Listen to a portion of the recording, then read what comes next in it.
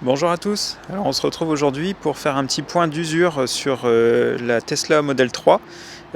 C'était mon ancien véhicule, mon tout premier véhicule, donc j'ai vendu à un proche, là je l'ai récupéré pour faire un petit point. Donc le véhicule a 2 ans et 40 000 km, je l'avais reçu le 2 septembre 2021 et là il a 39 700 km je crois sur le compteur. Donc on va faire un petit point de tout ça, on va regarder la carrosserie, l'intérieur, les pneumatiques, s'il y a des pièces d'usure, tout ça je vais vous faire le point, puis la dégradation de la batterie également. Au niveau de la carrosserie, alors j'ai déjà fait une vidéo sur la couleur. Je voulais juste vous montrer par exemple ici, bah voilà, il y avait une petite griffe et là mon beau-père a essayé de frotter, bah regardez, du coup le vernis, bien qu'il ait frotté avec une microfibre et puis avec un produit efface rayure, bah voilà, ça laisse encore plus de traces, donc ça il faudra aller voir un petit carrossier. Alors au niveau des jantes, les jantes, elles s'abîment pas mal. C'est-à-dire si vous touchez les trottoirs, ça s'abîme assez vite. Alors j'avais réparé avec un stylo Green Drive puis au final, on a préféré mettre ces enjoliveurs qui sont bien plus beaux, qui recouvrent toute la jante. Alors il faut juste faire attention du coup à pas toucher les trottoirs, mais du coup on fait encore plus attention. Alors sur cette modèle 3, j'avais teinté les vitres arrière. Au niveau modif, on va faire le point, il n'y a pas grand chose. J'avais mis des enjoliveurs, j'avais teinté les vitres arrière et j'ai mis les logos en carbone à l'avant et à l'arrière. Donc on va faire hop, le petit point derrière, vous voyez. Alors c'est vrai que les vitres teintées, ça changeait tout. On va passer à l'intérieur après parce que j'ai peur qu'il y ait un peu de vent au micro. Donc du coup, ouais, les vitres arrière, ça m'avait coûté 240 €, fait chez un professionnel avec facture. Je regrette pas du tout, ça lui change vraiment le style. Alors on va commencer par l'arrière. Hop, on va voir le coffre. Donc là, mon beau-père avait demandé que je lui mette un. Donc ça, c'était pas moi j'avais rien mis, mais lui, comme il transporte des fois des matériaux, vous voyez que voilà, il y a un peu de saleté. Donc il avait demandé un tapis protecteur pour garder en dessous. Bon, il avait pas forcément aspiré avant de le mettre, je crois, mais voilà, où ça passe en dessous. Mais du coup, ça reste quand même en bon état. La moquette s'use pas du tout. On a le sous-coffre. Tout fonctionne bien de ce côté-là. Le coffre, c'est vrai que si vous faites un peu de travaux, c'est assez pratique, ou quand vous transportez des choses qui peuvent abîmer, de mettre un tapis comme ça protège quand même assez bien. Si la moquette avait dû encaisser tout ça, je pense qu'elle serait plus en très bon état.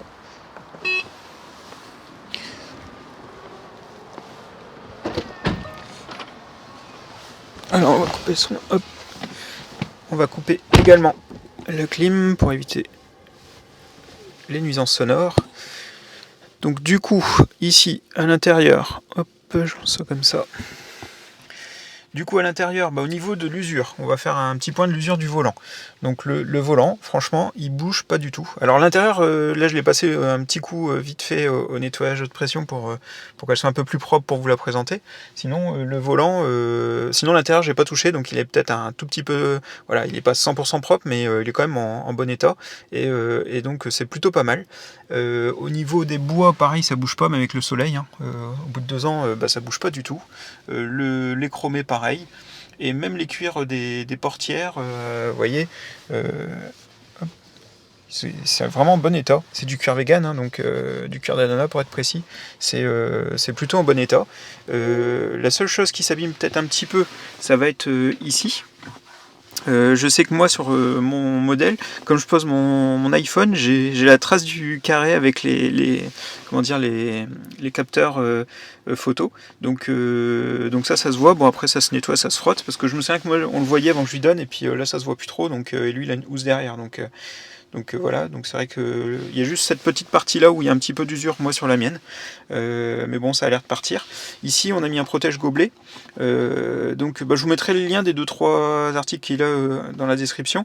Donc on a mis un protège gobelet parce qu'en fait, là par contre, si vous mettez rien, en dessous, ça s'abîme. Donc là, par exemple, au tout début ici, j'avais rien mis. Comme c'était ma première Tesla et que je ne savais pas, je l'avais pas mis. Et je vais vous montrer. Hop. Vous voyez que du coup le plastique peut prendre des petites rayures si vous mettez des clés, des choses comme ça. Puis ça prend la poussière assez facilement, et après pour nettoyer c'est un peu galère. Au moins avec ça, vous le sortez, vous le rincez à l'eau, vous le remettez, il est propre et ça laisse en dessous comme neuf. Donc celui-là, à la limite, je recommande. Donc il avait mis le petit tiroir ici pour ranger, puis petit chiffon Tesla pour nettoyer l'écran. Ça c'est bien pratique que pour les traces de doigts. Donc voilà. Au niveau du pare-brise, alors j'étais assez étonné. Il n'y a pas d'impact. C'est parce que des fois, quand vous prenez un véhicule qui a pas mal de kilomètres, vous avez comment dire des petits points qui se voient sur le pare-brise. Et je trouve qu'il est assez de bonne qualité parce que il y en a pas. Alors ce matin, je l'ai reconduite. Ça faisait un petit moment que je l'avais pas conduite. La direction, ça bouge pas, ça va tout droit. Pourtant, elle a 40 000 km et les pneus sont encore d'origine. Donc j'avais fait un devis à Tesla en prévision de ma deuxième Tesla, enfin celle que ma femme utilise, la Model 3 également. Donc par Tesla directement, c'était 1250 € pour les 4 pneus. Je l'avais posté et d'ailleurs en commentaire, beaucoup m'ont dit de les commander sur internet. Voilà, il y a plein de sites, hein, ça, je vous laisse les retrouver. Plein de sites de pneus, vous les commandez directement, vous les faites livrer chez Euromaster. Apparemment, Euromaster sont partenaires Tesla, ou en tout cas ils sont agréés de Tesla. Beaucoup ont remonté ça, et le prix est quasiment divisé par 2 quand vous faites cette opération. Donc moi j'avais commencé à me renseigner parce que sur l'autre Model 3, on arrive au même kilométrage et elle a juste un mois de moins. C'est vrai qu'il y a un bruit sur autoroute qu'il n'y a pas sur celle-ci. Donc c'est vrai que vous voyez deux véhicules presque même kilomètre, même année, et au final l'usure des pneus n'est pas exactement pareil. On n'a pas dû rouler exactement pareil. Et celle-ci, elle n'a pas beaucoup d'usure de pneus parce que sur autoroute là ce matin il n'y avait pas énormément de bruit. Alors au niveau des sièges, vous pouvez constater ici que voilà, il n'y a pas de pliure, ils sont en bon état. Alors il y a peut-être, voilà, si on chipote ici, on voit peut-être un mini pli ici, mais regardez, il n'y a même pas le pli en réel, hein, donc voilà, on peut voir un nœud, mais sinon ça bouge pas. Ça pour le coup, ça reste très très propre. Je vois des sièges qui s'abîment bien plus vite que ça. La coudoir pareil. Alors là, vous voyez peut-être. Alors c'est vrai qu'à la caméra là je vois des traces que je vois pas en vrai, donc c'est peut-être plus des traces de salissure à nettoyer. En tout cas sinon le cuir en visuel il fait en très bon état, il fait pas du tout usé. Donc ça c'est plutôt pas mal. Alors à l'arrière, moi j'ai remis les sièges auto parce que là je vais transporter mes enfants, donc j'en ai besoin. Je les avais enlevés. C'est 2 sièges à fixation Isofix. Et j'étais assez étonné quand je les ai remis hier parce que moi je les avais gardés et j'ai revendu la voiture, elle avait entre 20 et 25 000 km. Quand je les ai enlevés, il y avait des petites marques dans les sièges et en fait les marques ont disparu, ça a repris la forme initiale. C'était des marques dans la mousse à force d'avoir la fixation Isofix et puis des petits points où ça appuie. Mais au final ça se remet très bien et hier quand j'ai remis les sièges, c'était vraiment comme neuf. Donc on va faire un petit point sur l'usure de la batterie.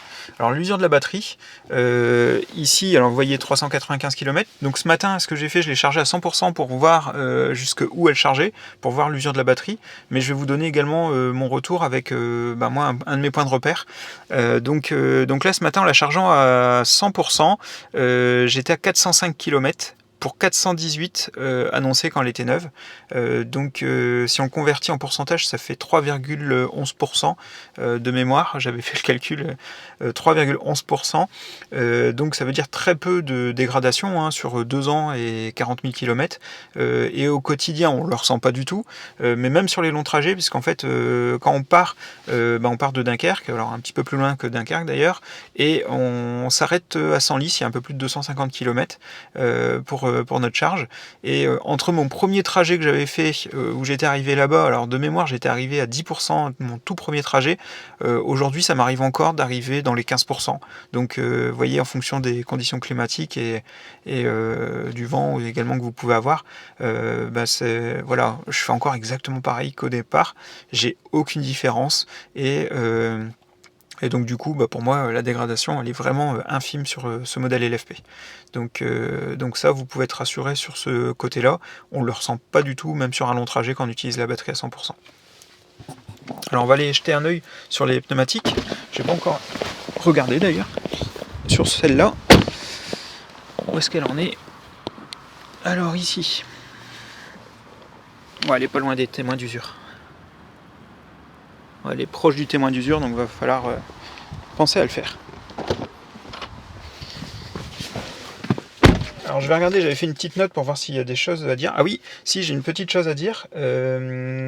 C'est sur les pannes. Est-ce que j'ai eu des pannes sur le véhicule? Oui, j'en ai eu une. Alors c'est pas une panne fort méchante, mais je l'ai faite. C'est sur le rétro droit. En fait, il se déréglait tout le temps. Dès que ça changeait le profil, ça chargeait l'accès facile, le rétroviseur baissait. Et il se déréglait. Et à chaque fois que je remontais dans le véhicule, que ça chargeait mon profil, il baissait également. Donc à chaque fois, je devais le remonter manuellement avant de partir. C'était un petit peu... voilà, un petit peu relou. Et donc j'ai créé une demande de service. Ils ont traité à distance, ils ont regardé, ils m'ont dit c'est pas logiciel, c'est matériel, donc ils doivent remplacer le moteur du rétro. Et donc du coup ils m'avaient préconisé des dates de visite dans le centre. Alors moi j'habite Dunkerque et c'était à Lille, à l'Équin, et bon, ça m'embêtait un petit peu d'y aller parce que ça monopolise une demi-journée, etc. Et enfin pour moi le temps d'y aller, qu'ils fassent l'opération et de revenir. Donc du coup j'avais pas donné suite à la demande de rendez-vous. Ils m'ont rappelé, ils m'ont dit bah écoutez, nous on a reçu la pièce et vous avez pas pris rendez-vous. Alors j'aurais expliqué, ils m'ont dit bon écoutez, on va vous faire venir un ranger à domicile. Donc du coup j'ai un ranger qui est venu, qui a changé la pièce et il a profité pour m'ajouter un joint au niveau de la pompe à chaleur. Apparemment c'était un rappel. Il m'a dit bah du coup on fait pas venir les véhicules pour ça, mais quand on les voit on le rajoute. Donc du coup il a rajouté le joint au niveau de la pompe à chaleur. Il a dit il n'y a rien de grave et ça risque pas de tomber en panne, mais il y a de l'eau qui peut couler à un certain endroit. Donc du coup on rajoute un joint maintenant pour éviter ça. Alors j'espère que cette vidéo vous a plu, notamment pour les possesseurs de Model 3, puisque j'avais fait un petit sondage et sur ma chaîne, donc vous êtes 62% à rouler en Tesla Model 3 ou Model Y. Sur ces 62%, moitié-moitié, moitié Model 3, moitié Model Y, et 20% qui étaient en cours d'acheter une Tesla. Donc voilà, on est à plus de 80% exclusif Tesla. Donc voilà, j'espère que cette vidéo vous a fait plaisir, et n'hésitez pas à dire en commentaire l'usure sur vos modèles 3, si vous trouvez qu'il y a des choses bien, moins bien dans le temps. Mais bon, globalement, ça résiste plutôt bien au temps. A très bientôt!